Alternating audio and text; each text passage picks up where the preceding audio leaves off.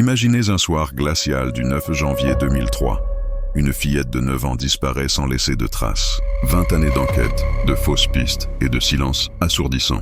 Aujourd'hui, pour la première fois, plongez au cœur des zones d'ombre de l'affaire Estelle Mouzin et découvrez les indices qui ont relancé l'un des plus grands mystères judiciaires français.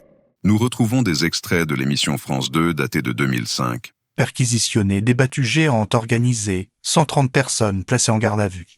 En tout cas, on sait qu'il y a certains enfants qui ont signalé qu'ils avaient failli ou qui avaient été abordés et qui avaient mis en parallèle ce qui leur était arrivé avec la disparition d'Estelle. Et je pense qu'en les mettant tous, en essayant d'exploiter toutes les informations, on pourra savoir retrouver un indice qui manque jusqu'à présent. Mais l'espoir reste mince de relancer une enquête qui est au point mort, malgré 2 ans et demi d'une mobilisation menée sans relâche par les proches d'Estelle.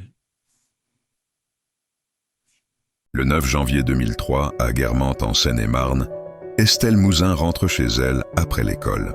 Ses pas résonnent sur le trottoir gelé. Son cartable orange attrape la lumière des réverbères. Mais elle n'ira jamais plus loin. Le soir même, sa mère signale sa disparition. Rapidement, l'émotion et l'incompréhension se transforment en une mobilisation massive. Avis de recherche, manifestations, espoir déçu.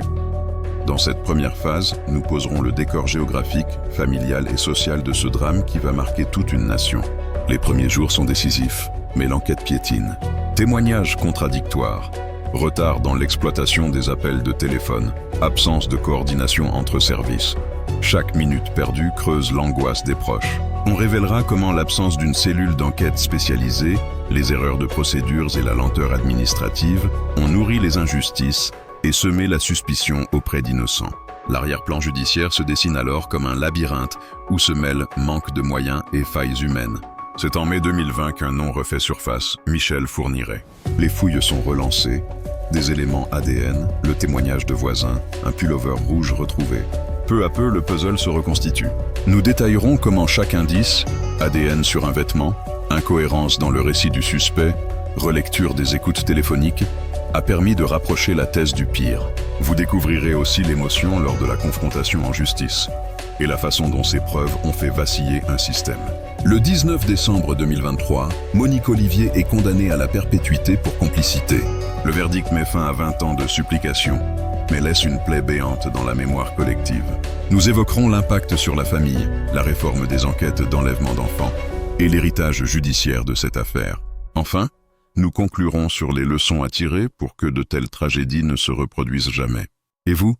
Quelle révélation de l'affaire Estelle Mouzin vous a le plus bouleversé? Dites-le en commentaire, cliquez sur « J'aime » si cette enquête vous a capté et abonnez-vous pour plonger avec nous dans le prochain mystère.